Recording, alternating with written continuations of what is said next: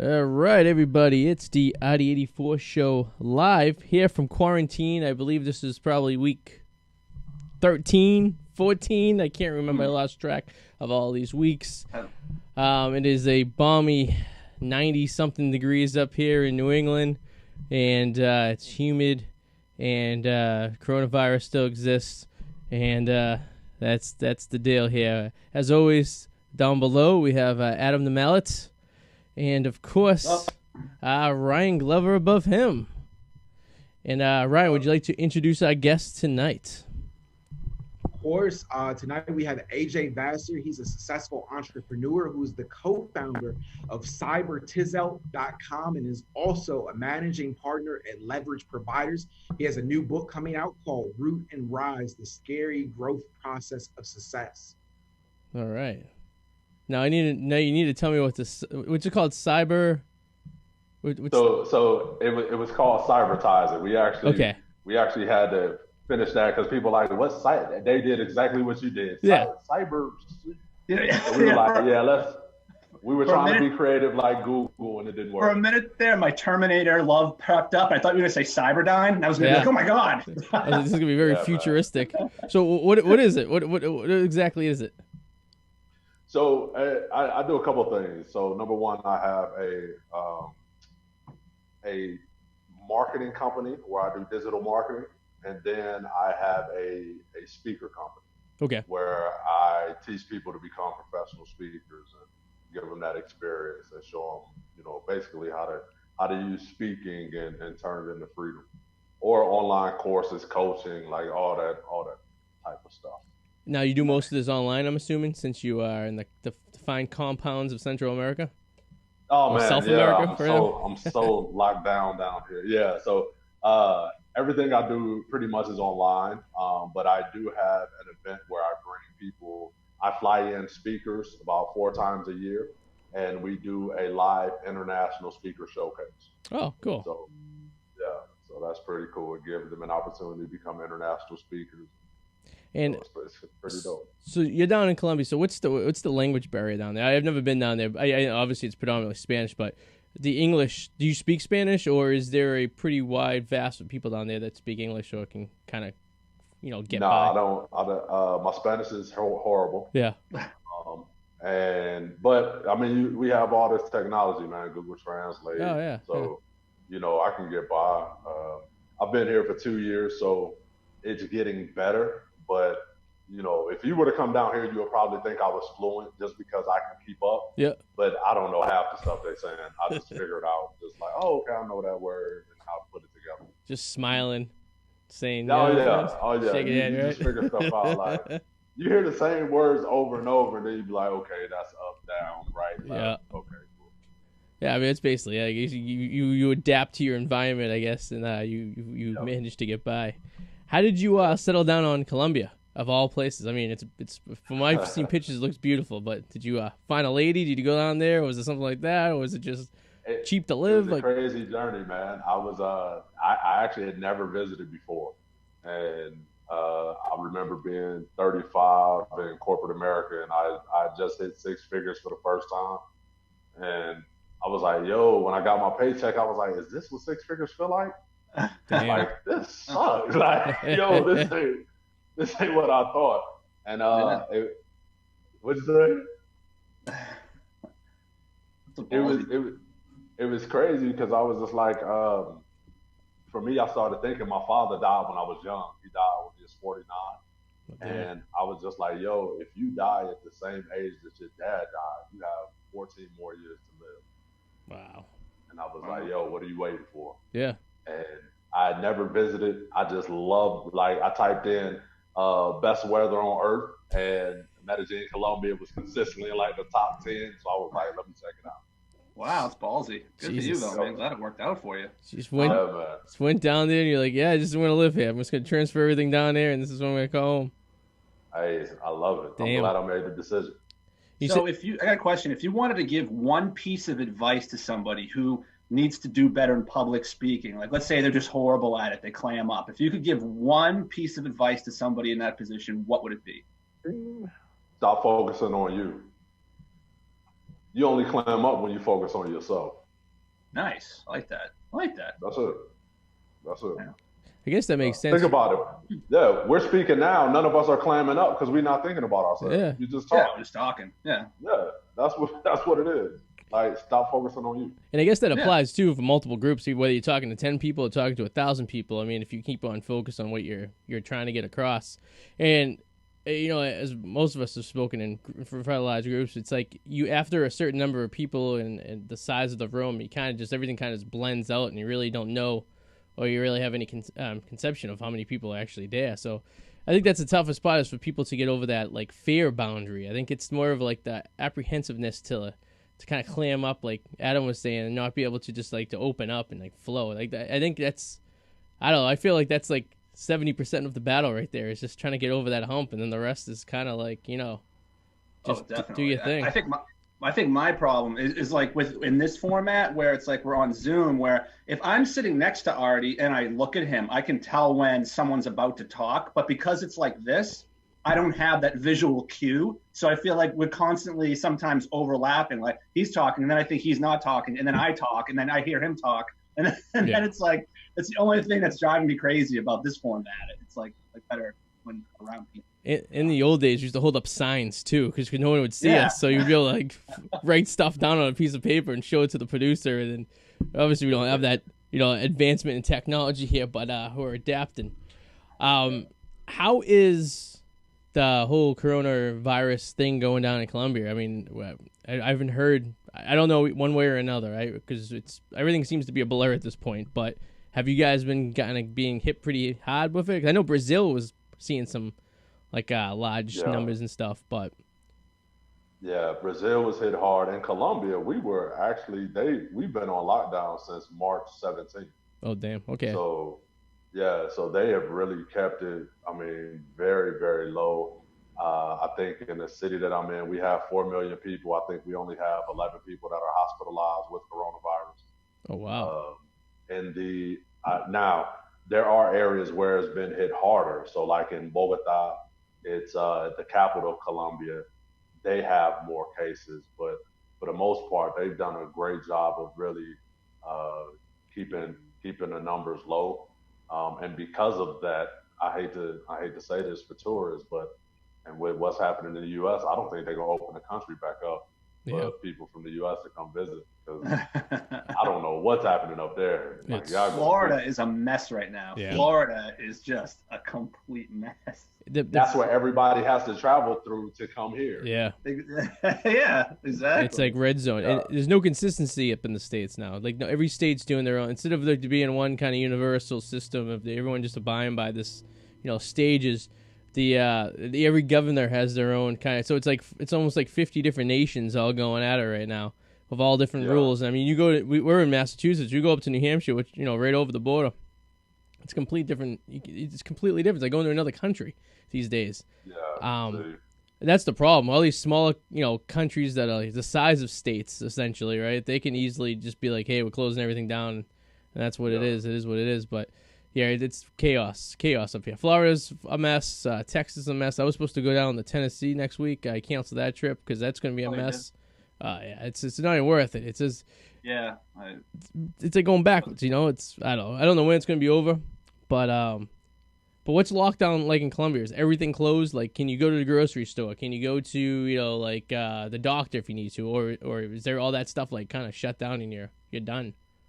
So we have what's called pico y cédula with going to the grocery store, which just means that I go to the grocery store based on the last number of my passport. Oh, wow. Right? So on certain days, you have certain numbers that can go to the grocery store based on your passport.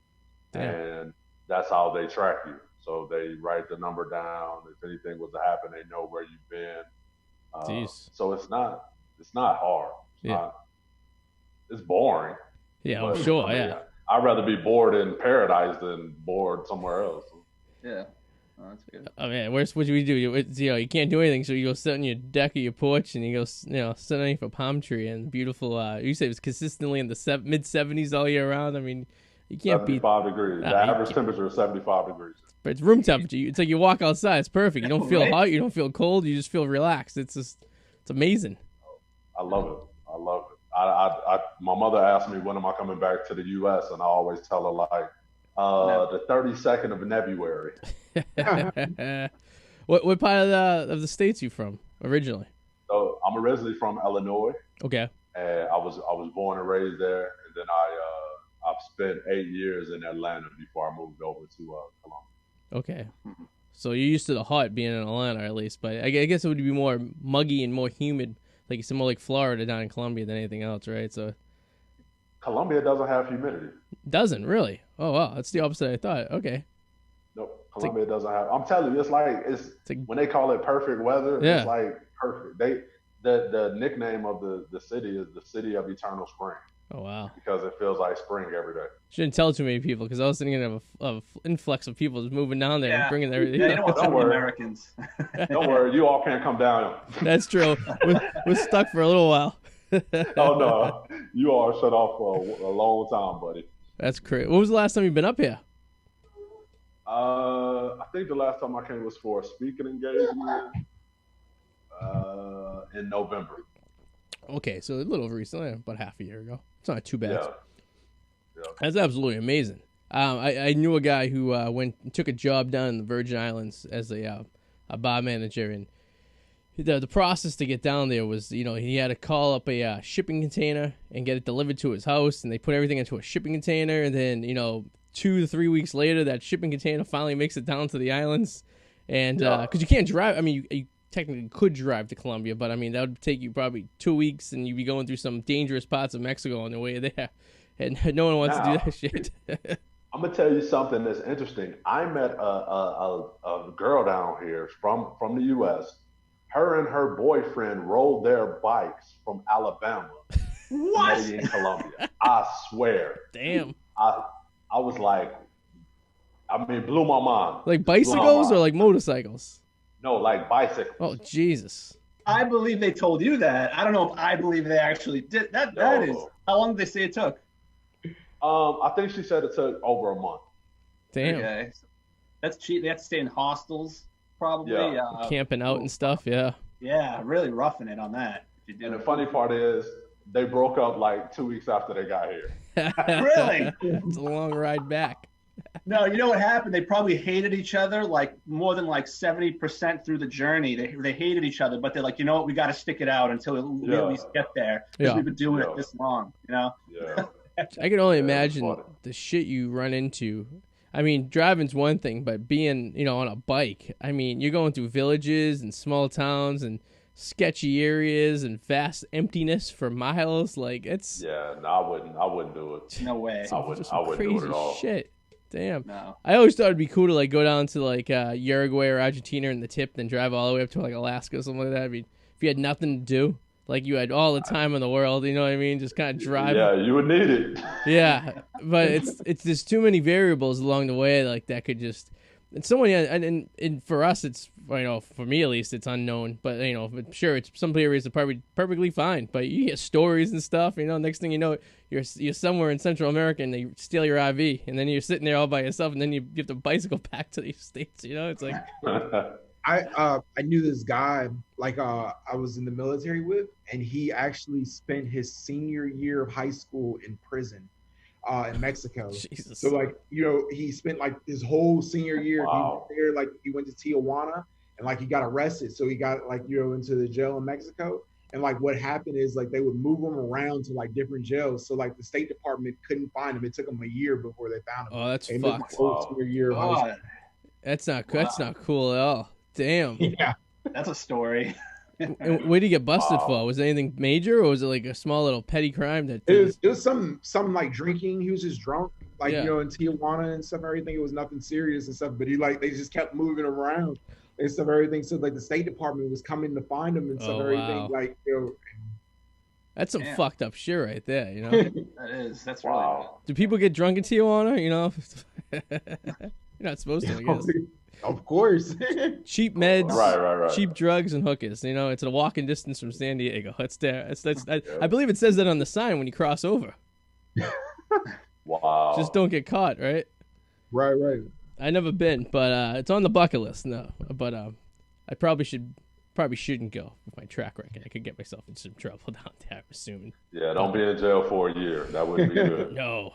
I don't want to be. I've been in jail for about a day, and that was about all I could handle. I'm like, not even a day, hours at that point. So, and that's about enough for me. Remember that show back in the day, Scared Straight, when they threw a bunch of like city boys into the jail of the hardcore criminals, and they're supposed to be able to like get back in a line. That was me. Crying. Oh yeah, I was in a city jail for 3 hours. That was enough to get me back and get my life back on the tracks real quick. I had to wipe my own ass with a sock. That's when I really had that's where I really seen life right there. Yeah. So wow. I can only imagine what the guy you knew was like for a year in a Mexican prison. That seems torturous. He actually told me though it wasn't that bad because like I guess their jails are a little bit different than here. So like the people's family members and stuff and everything like could come over and like like certain days and they'll bring them food and stuff. Like it seemed like very more humane actually than our prison system. It's like that scene in that movie Goodfellas when the mafioso guys are in jail, but they get their own special section. They're cooking stuff. They got cots. They can come and go when they want. They're drinking booze. I mean, if jail was like that, I mean, it beats work. I can tell you that much. Like, no, you don't have to pay bills. You just sit, you wake up in the morning, no responsibilities, nothing to worry about. All you got to do is just go eat, But I don't know. Fucking crazy shit. And there is the whole getting raped in the shower thing, Arty. I mean, I want to avoid that. But, I mean, thanks for ruining my good day. You know what I mean? That's the only I mean, just in case if you were thinking of doing a jail route in Mexico. Oh shit!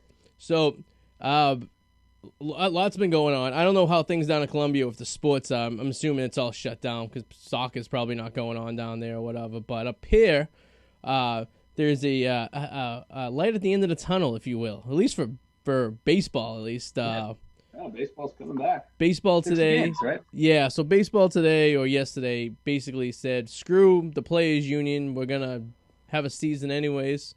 And so the players' union, I guess, agreed. But there's going to be 50 games.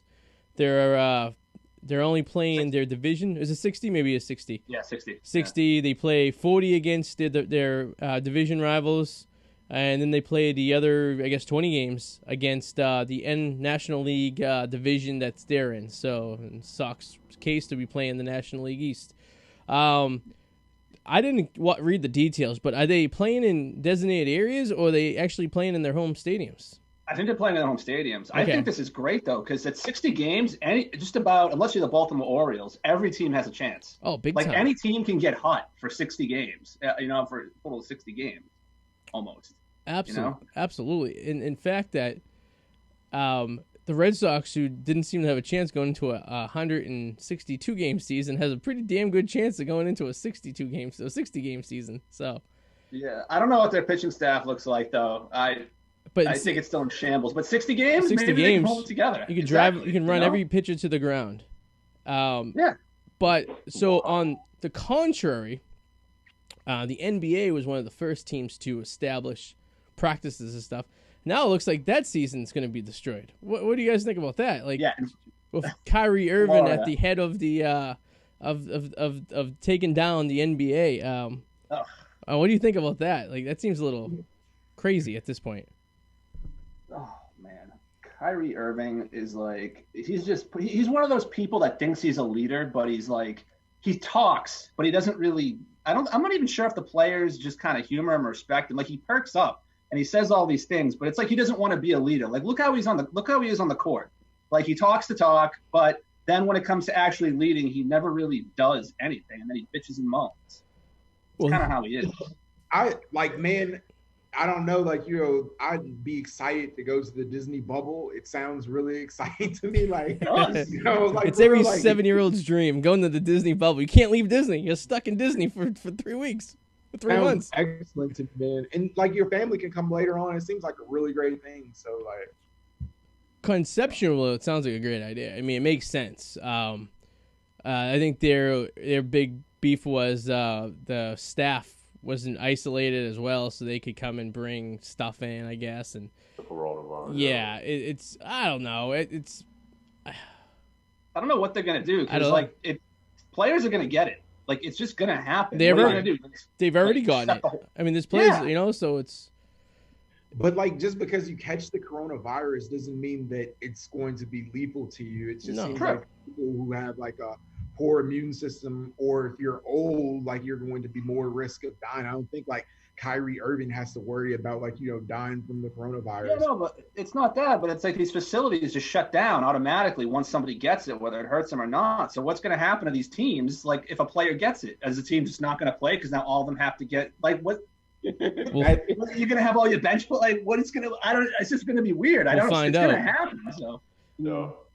I understand Avery Bradley not playing because I guess he has a 6-year-old that has a compromised immune system or something like that. And I thought that was kind of BS. I wrote a blog today on the Packy about that, and I just don't necessarily. There's been like a very small number of children that have actually died from the coronavirus. yeah, And the fact that he could have made other arrangements and stuff, and everything. That's true. Like there's things and stuff like Skype, and you know he's basically just abandoning LeBron James and stuff, and everything for what could potentially be his last chance at winning a championship. So. no, it's true. And I mean, at the end of the day, it's their job, right? So if you're the type of person who, you know, respects your work and whatnot, he's got the one in.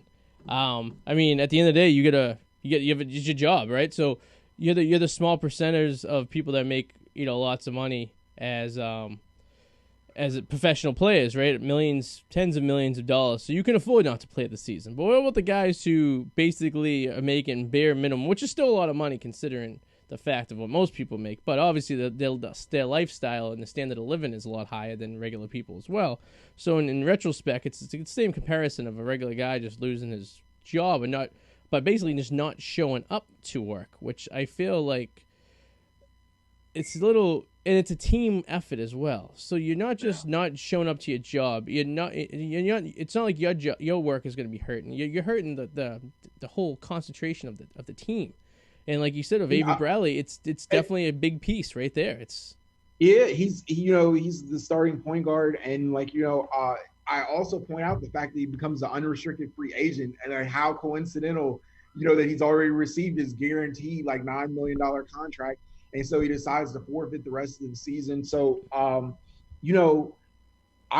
heard him say something that he's going to spend time working on social justice initiatives, but no one's expecting him to make the social justice initiatives. You're expecting him to play basketball, and so Yeah, I mean the priorities at that point. Are you going to be a social civil rights leader, or are you going to be a professional basketball player? I mean. Is one thing, standing up for causes and stuff and being a figurehead for certain groups or certain causes, which is fine. And people should do that. You should take advantage of your fame to get messages spread across or like that. But just to say, I'm not going to do my job, I'm just going to start another career. It's the equivalent of the Wolf of Wall Street, where Leonardo DiCaprio's wife can't decide if she wants to be a landscape architect or a fashion designer. And, every minute she changes her profession, and it's tough to keep up with. So it's I don't know. It's LeBron James is very, very quiet about the entire thing. If you haven't noticed, he hasn't really said one thing or another about anything regarding playing basketball, the coronavirus, and all that stuff. And supposedly they're having secret practices. Yeah, that's what I heard. Like Tom Brady and his secret practices, which are very not secret. Also, have you guys seen the video of Mike Tyson? I guess he's getting back in the ring for 4 rounds of a charity thing. He's been putting videos on Instagram of him training. He is looking fast. 54 years old. The guy looks like he's just really killing it out there. Is this the big one that big fight he was talking about? The one last one he was going to do? Is that what he's training for, or is this something different? I know he's training for a 4-round charity thing. Okay. I don't know if that's what it is. That must be what it is. But he looks good. I will give him 53 years old. He's moving faster than I can. Last week on the show we did the would you rather, and what was the would you rather? It was okay. So you're gonna live. I'm just gonna flat out say that right off the bat. You're gonna live, but would you rather get COVID? It's gonna be the worst it could be. You're gonna go to the hospital. You're gonna be on a respirator, but you're gonna live. Or get a direct shot to the face from Mike Tyson in his prime. AJ, what would you do? COVID? You rather COVID? Jeez. Oh, See, I said I actually think I got COVID. I said the I don't punch from know. Tyson, so at least I have a story. Yeah, It's me too. oh, you'll have a story. You just won't be able to tell it because you'll be brain but I dead. remember it. I said COVID because at least the government will probably pay my medical bills. If I get a shot from Mike Tyson, I'm going to lose a tooth. That's dental work, man. I don't want to fucking lose a front tooth. A tooth, he's gonna knock your brain silly. Yeah, he is. I told you live in both cases, but I don't want to. I'm a baby about my mouth. I don't want to fucking lose teeth. That's good. That's pricey. That's pretty impressive too of Tyson as well, because of his track record in the past. He wasn't exactly the type of person that took care of himself very well, and No, he wasn't. to be able to be 53 and still be in, like, good shape. I mean, I would. There's a lot of boxes out there that he could probably beat right now. I mean, if he went in, I mean, he doesn't have the longevity of a season, I guess, or maybe one match a year he could probably do, but. Right. And that's the funny thing with professional athletes, because I have a lot of friends that played in the league and both NFL and NBA. And the thing is, when they retire, it's not because they're not good anymore. It's just because they can't do the whole season. Yeah. Right? Like most of these dudes, if you still couldn't beat them one-on-one. Yeah. No. Right? They could still, like one-on-one, they could still take half the league. It's just they can't go 82 games or 162 games or 16 games. So it's like, I'm not going to put myself through that. But we still couldn't touch them.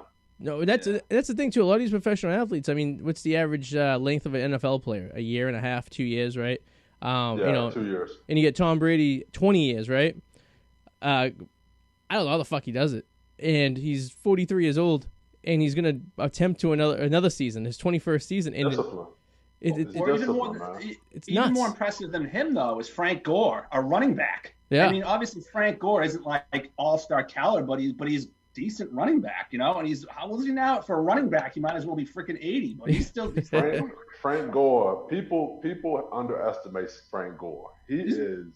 Yeah. In my mind, first ballot Hall of Famer. Yeah, absolutely. I agree too. I agree. Longevity is part of it. I mean, Tom Brady, that's great. I mean, he's a quarterback. Protect the quarterback. But a freaking running back, you are going to get hit every time the ball gets handed to you. And for him to last that long, that's insane. Frank goes, he's not going to be able to walk when he retires. He's going to be in a wheelchair because the amount of torture running backs' legs take.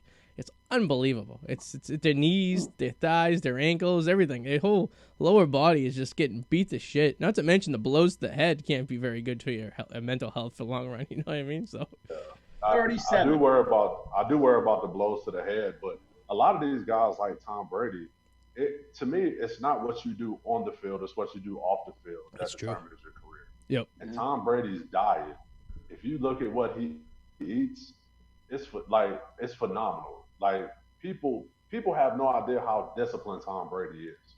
Oh, right? I believe it. He doesn't eat anything that causes inflammation. Like his diet is so strict, and then they wonder why his body is like that. Yeah. Right?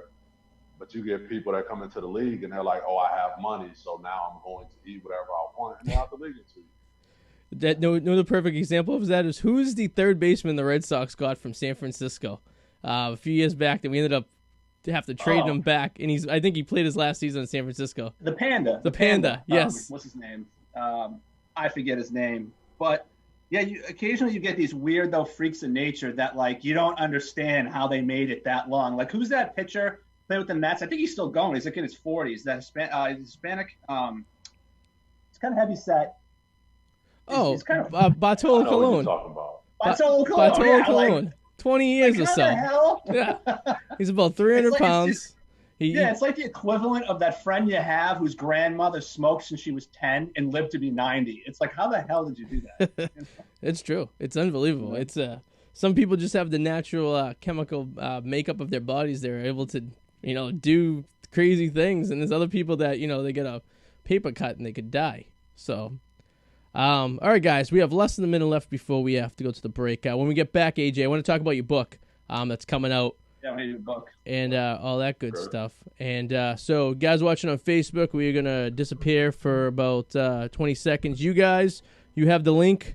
We'll meet back up with you in about a couple minutes or so, all right? See you guys after these messages. Boom, boom, boom. Miracle technology. I think I figured out a way to get around this whole Zoom stoppage. If I don't put a end time on it. Maybe we'll try next week. We'll see how that goes. But it looks like we are all back with the Arty 84 show, second half here. Everyone on Facebook, thank you for watching. We got number one fan in the house right now. Alex Wallace is watching us live from Weston, Massachusetts. This guy watches. He hasn't missed an episode. And 137 episodes. He's literally there every single week. He's a committed young man. We also think he's possibly one of my buddy's little brothers as well, and has a second name. But because we haven't seen the two of them in the same room at the same time, so things gets a little weird. But we were back here at the Arty 84 show. We have AJ with us below, and you have a book coming out. Is that right? Yeah, I have a book that I just recently, I guess it's not published yet because I've just been giving it away for free, but it's called Root and Rise, The Scary Growth Process of Success. So give us a little synopsis about it. What's the premise of it? The premise is that everybody want to be successful, but nobody want to get dirty and doing it. Okay. Right, and that's what you go through when you working to be successful. Like even you with this show, right? I read to you it's a whole bunch of things that people may want what you're doing now, but they probably don't want all the stuff you had to go through to get here. You're telling me. I mean, I've been doing this show since my freshman year of college, and that was back in September of 2002. And I got to tell you, if you've seen the technology we had, 20 years ago, 18 years ago, it's a lot different than it is now. And it's a lot smoother than it has. And Adam can attest to that. He's been with the show since 2011. And wow. So it's been a lot of changes. But, yeah, no, absolutely. You have to do some – you have to get dirty. No one's going to give you anything. No. And if you want it bad enough, you have to do the work, put up with the bullshit. I mean, and anything in life, whether it's a regular job or I attest to doing stand-up comedy. You do a room to 2 people, and you eventually get to the room where you have 30 people, but you have to do those shitty rooms on a Tuesday or a Monday night first to be able to establish some kind of steps in your career or whatnot. But so what gave you the idea for this? Is this part of your motivational speaking that you do as well? Is this kind of like a side note to it, or? This is just kind of like an addition because people look at my journey now and they say whenever people start saying things like, "Oh, you got it easy," or "I wish I had your life," or "Man, if I could be you," and I'm like, you just want to be the part of me that you like, that you see, right? So, just recently in business, I did $30,000 in 30 days, right? Damn. So, a lot of people was telling me like, "Oh man, like, yo, I want to do that." And I'm like, yo, then you also have to go through being homeless too, right? Because I had to sleep in my car for 3 months, right? And I've eaten out of a trash can before, right? And like, it's like a whole bunch of stuff. Like people, they say they want it. I'm like, yo, you don't want it. You just, you want all the glamour of it, but you don't want the actual process, right? So, no. They just want to get handed the finished product when it's all said and done, like. Exactly. And that's not how life is set up. Like nobody's gonna hand you the finished product. You're gonna have to make your product. So, my thing was just showing people like, look, when you're taking a journey to success, this is what to prepare for. Because I feel like if you know it's coming, not that it keeps you from going through it, but it makes you more mentally prepared to deal with it. That makes sense. And it's good to keep someone motivated as well. That's the toughest part. I think motivation's half the battle right there, right? I mean, because you can you can do anything you want at the end of the day, and whether you're successful or not, a lot of it has to do with the determination, the effort, the want, I guess. I know we were talking about Tom Brady a little bit earlier, but I mean he's a pretty good example. I mean 199th pick, draft, 6th round, backup quarterback to the number 1 overall pick in 1993, Drew Bledsoe, and for most people that's kind of a death wish right there. You're getting signed to a team with an established quarterback. You're never going to see any playing time. But, and a little bit of luck and a little bit of hard work, though, because he could have easily the next season just not have been the starting quarterback. I mean, he could have just had an all right season, and at the end of the day, Drew would have came back, and it would have been, who's Tom Brady? But, funny. Like my whole life, I was a New England Patriots fan because this kid that went to my high school who played for the Patriots, Tony Simmons. And so like I got into like, you know, Terry Glenn and like Drew Bledsoe, and like I was rooting for the Patriots and stuff, everything. The year like Drew Bledsoe doesn't play though, like, you know what I mean, and so everything, like they win the Super Bowl and stuff with Tom Brady. It was like crazy. And it go. Yeah, I think the biggest part during this whole thing is just figuring out, do you love the process or do you love the perks? Yeah. Right? And that's what, and even with athletes, professional athletes, right? So you look at people like Johnny Football, right? Johnny Manziel. I believe Johnny Manziel loved the perks of football. He didn't really love the process of football. Agreed. Like Tom Brady loves the process of football. You see what I'm saying? That's true. So when you love the process of something, it's totally different, right? Yeah. Because you go through what it takes to do it. You love every aspect of it. So find something where you love the process, because if you love the process, you can become great at it. It's like that thing they say, pick what you enjoy doing in life, do it for a living, and you never work a day in your life. And it's true. I mean, the process, you have to dig and live with the process of anything for that matter, whether it's this podcast we do, whether it's, playing professional sports, whether it's just your job at work, it's pretty crazy. It's if you don't do if you don't, basically what you're saying is Johnny Manziel is a prime example. I mean, the guy, he was a rich, spoiled kid with a trust fund anyways, so for him, the motivation to be successful wasn't there because he already had money. And whether or not he made it as a professional football player, he was not going to ever be homeless, ever be, starving, never be poor. But look at like Peyton Manning, and Ryan Leaf, they both came from two, like Peyton Manning, you would think like would be less motivated than Ryan Leaf, but like that wasn't the case. That is true. Yeah, that's very true. I mean, Peyton's a good example. It's all about attitude. Yeah. One of the stories that I love is like Steve Young from the quarterback for the 49ers. Like people don't realize he's one of the inheritance to Brigham Young University. That's crazy. Right? That's true. The accountants for the 49ers would have to tell him to cash his game checks because he would never cash them. That's nuts. Right? But he loved the process of football. Yeah. Right? Which is why he became a Hall of Fame quarterback. And came after, you're talking about like what Tom Brady did. Think about Steve Young. He came after Joe Montana. I know. That sucks. Yeah. that's a tough he was playing behind him for a couple. You have at that time probably the greatest quarterback of all time was Joe Montana. And you're sitting there and here you are looking at your position, your job being put on the back burner for many moons. And Steve Young turned out all right. I think he did pretty good with his career as it was all said and done. Oh yeah. It was very similar to Aaron Rodgers and Brett Favre as well. I guess you could say out in Green Bay, you're sitting there behind the guy for a couple of years, and you finally get an opportunity you can do.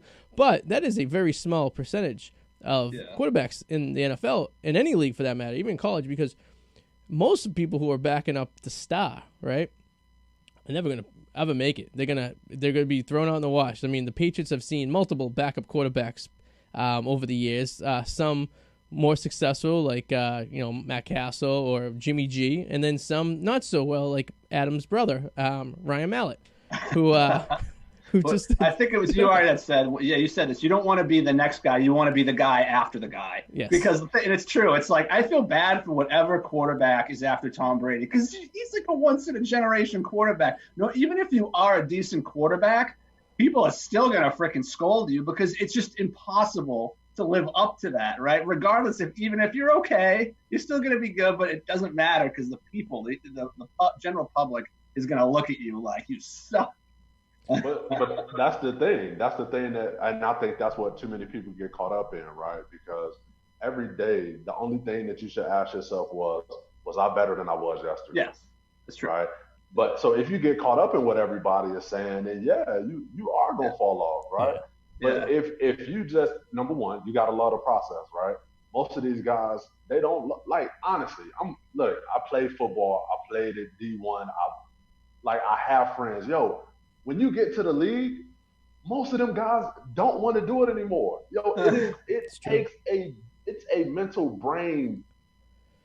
I don't even know what to call it, to go out there and put your body on the line, right? It's they look at it like, okay, where can I make this money from? So I'm gonna go through it, right? Yep. There are very few people that love the game enough to go through the entire process and still love it, right?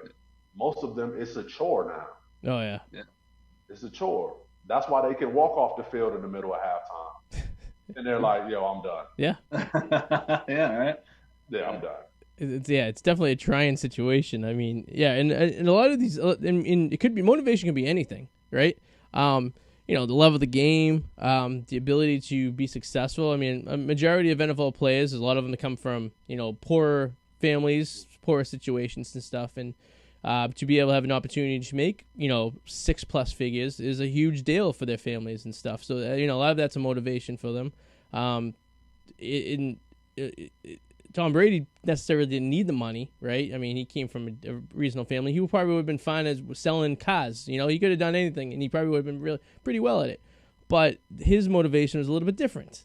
But at the end of the day, what do all these people have in common? They love what they're doing, and they're enjoying doing it. And you could tell anyone, an athlete, a cook, a bartender, a guy selling, insurance. If they're doing it for a long period of time, they have to either be liking it or they really, really hate their life at the end of the day. Like, they go home and want to murder themselves, and no one wants that. You know what I mean? No one wants to wake up Monday morning at 6 o'clock in the morning and dread the next 5 days of their life consecutively.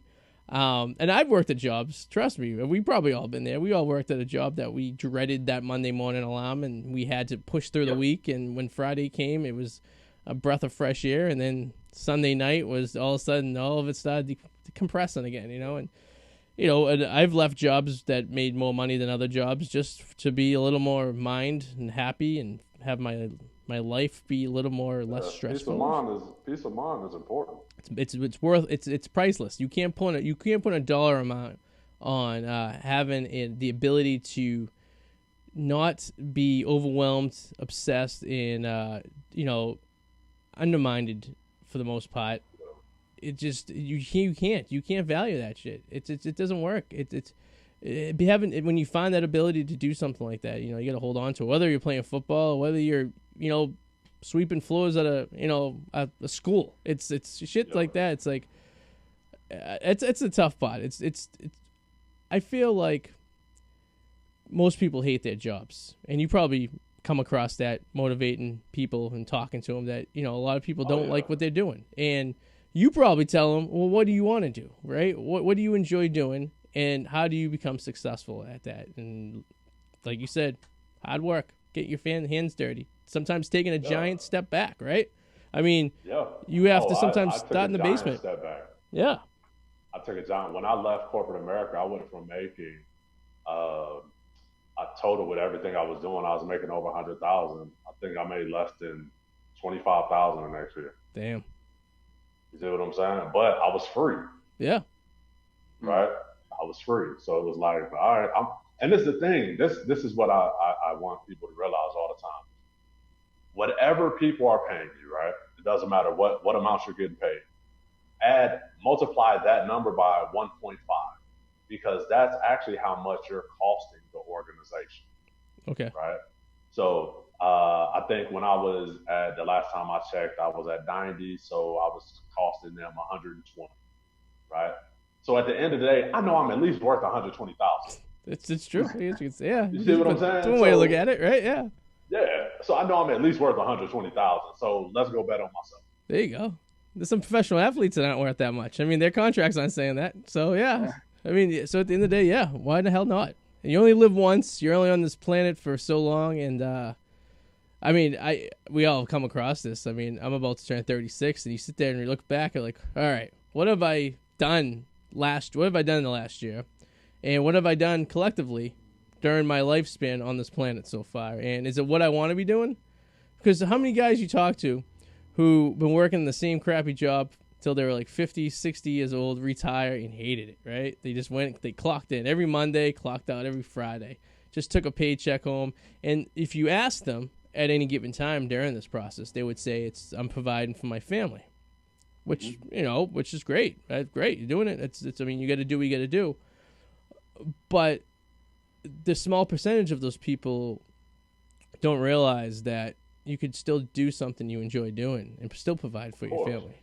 You just have to have the balls to leave the job you had for 20 years and say, fuck it, I'm just going to go and do something completely different, change the career at 40, but I'm going to be happy.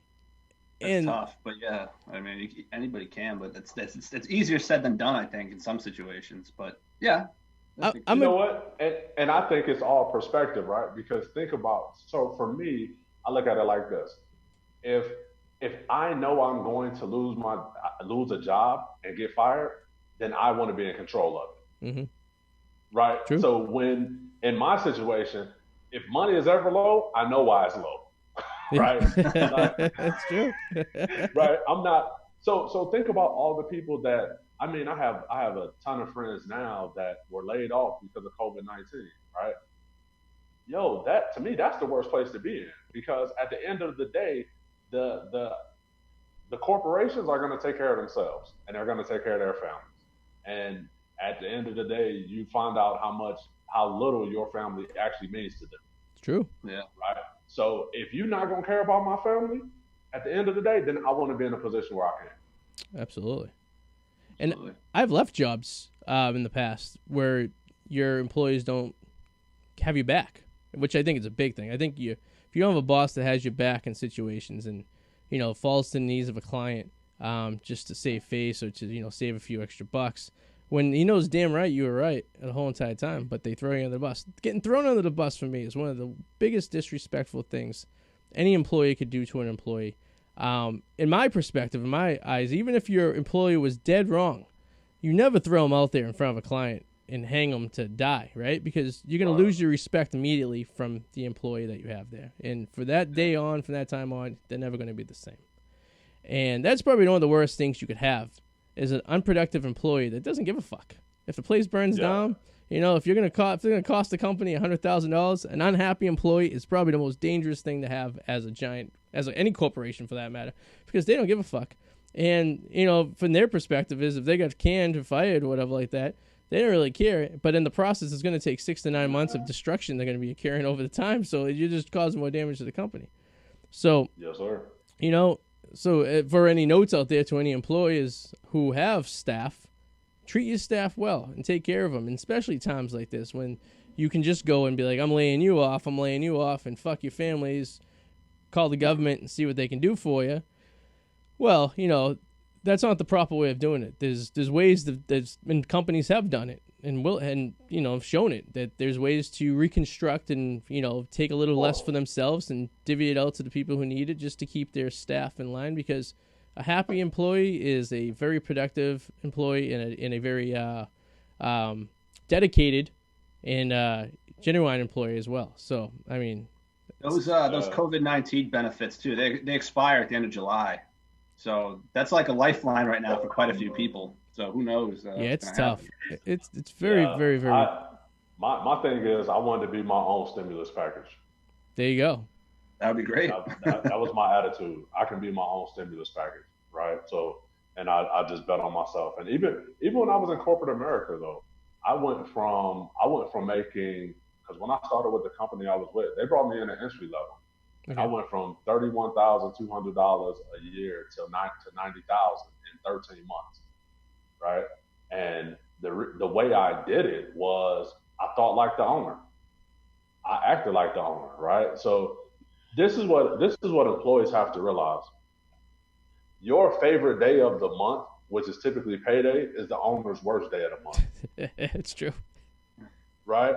And a lot of employees don't think like that, right? So what my attitude is I'm going to always, so he may be mad he has to pay everybody else, but he's going to be happy he's paying me because he knows he's getting a stip, right? Yeah. So I was doing things that, anytime they needed somebody to work late, I got it. I'll do it, right? Anytime I found out what was a win for him, and then I just started going after it, and I thought like him.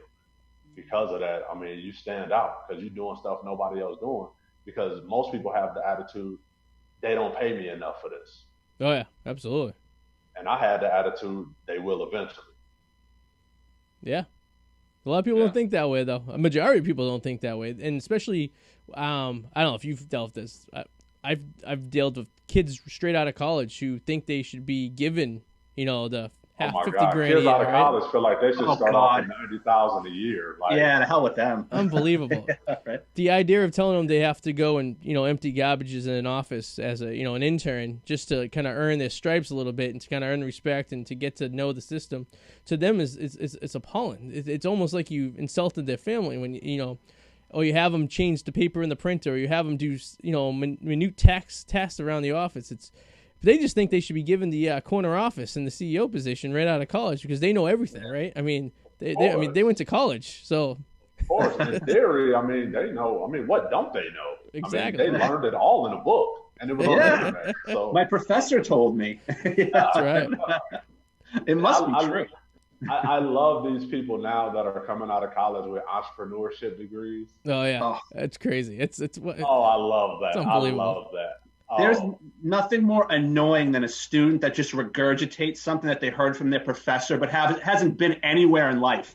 It's like, did you know in like Egypt, yada yada? Have you been there? Well, no. But my professor's niece's cousin told me, and I read this in a book. Well then you haven't, so you don't know. Shut the fuck up. It's hilarious to me. They're like, I have a degree in entrepreneurship, and I'm like, oh, that's what's up. You own a business?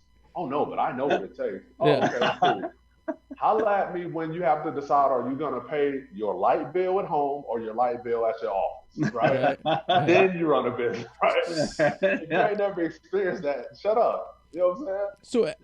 So as a motivator, what would you say to one of these, example of a typical college kid coming out of college and thinks they know everything and wants that big job? Like, how would you talk them down and talk some reality into them and kind of motivate them to, have to do the work, get their hands dirty? So I use stories a lot, right? I use myself, I use others. People, I grew up near St. Louis. So, we have the big Anheuser-Busch company there. And one of the things that I was always impressed with is that all the Anheuser-Busch, the third, the fourth, the fifth, all of them started off cleaning the toilet. Yeah. Right? That's true. And that's why they had so much pride in the company, because they cleaned the damn toilet. Yeah. Right? So my thing is this, anytime that you feel that you're too good to do a job, don't ever expect somebody else to do it. Yeah, that's actually a good point. Yeah. So that's what I say to those college kids. Anytime you feel you're too good to do that, don't you ever expect anybody else to do it. Yeah. Right? Because until you know what it's like, how could you have compassion for somebody else? Or how could you know how the job should be done? True. Yeah. It actually gives you a little more pride in the finished product when it's all said and done, It gives you a lot of pride in the company. And that's what people don't have now. They just want to come in and make money. And I'm like, yo, what am I paying you for? Because this is the thing, right? My thing with especially with kids coming out of college and they're like, oh, I should start off at $70,000 a year.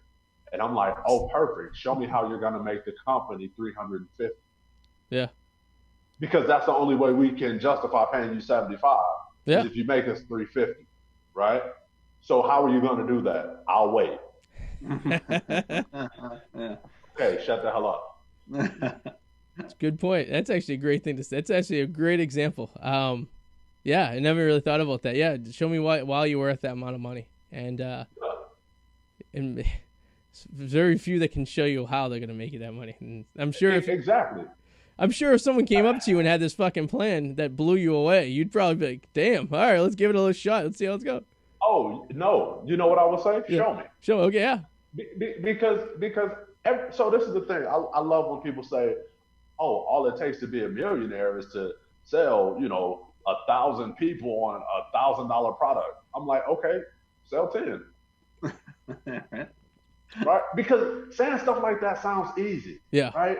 Oh, this is a phrase I hate when people say it. It's like fingernails on the chalkboard. All you got to do is All you gotta do is Yo, that all you got to do is comment. I hate that with a passion. yeah. Because people are like, oh, if you want to become a speaker, all you got to do is write a book. And I'm like, do you know how hard it is to write a freaking book? Yeah, let me just wave my magical wand. Yeah, right. Exactly. Has it ever backfired where like you've been in that position where you said, okay, well then how? And then the person's like, well, actually, and they gave an explanation, and you're like, right. Because this is the thing. Okay, so I heard this saying, and it's really true, right? Those that know don't say, and those that say don't know. Okay. Yeah. Right? So if I know how to do something, why am I going to talk about it? It's like I know how to do that. I'm not going to brag to you because typically, if you know how to do it enough, I know how to do it. We're talking at a much deeper level anyway. Yeah. Okay. Yeah, fair enough. Right? Yeah. So if you're telling me, oh, all you got to do is, then I'm like, okay, you don't know how to. Yeah, you're full of shit. Yeah, exactly. You have no idea how to. So cool. It's like the players in the basketball court. Michael Jordan never told you how this is how you do it. He just did it. He went out there and he just fucking schooled you. You know? Exactly. Because and think about it. All of that came from his time in obscurity. And that's the thing. Kids don't want to work in obscurity no more. No. Everybody wants to be in the limelight. Look at me. No, man. The work is done in obscurity, right? People have no idea how many nights I stay up till 4:30 a.m. work. No, I believe it. What I'm saying? Like, that happens. But no, everybody wants, you want the Maserati. You want the Range Rover. You want all of it. But you don't want to put in the work and security to get it. So I love the example in your book, and you talk about like first round draft picks. And like how many first round draft picks are like actually busts because because they get it handed to them. Yeah. Like they get it handed to them. They don't have to work. They don't. So when they come in the league, people are handing them all of this stuff, and it's like, yo, then you start loving the perks more than the process. Yeah, that's why you see these idiots buying like Rolls Royces with their first paychecks and all these stupid things and everything. No, it backfires every time because you have to love the process, man. It's not about the perks. So I will tell you this, and this is no lie. You can talk to my team. After we hit 30,000 in 30 days, I got emotional because I was like, damn, bro, you was just homeless like 6 years ago when you just hit 30,000.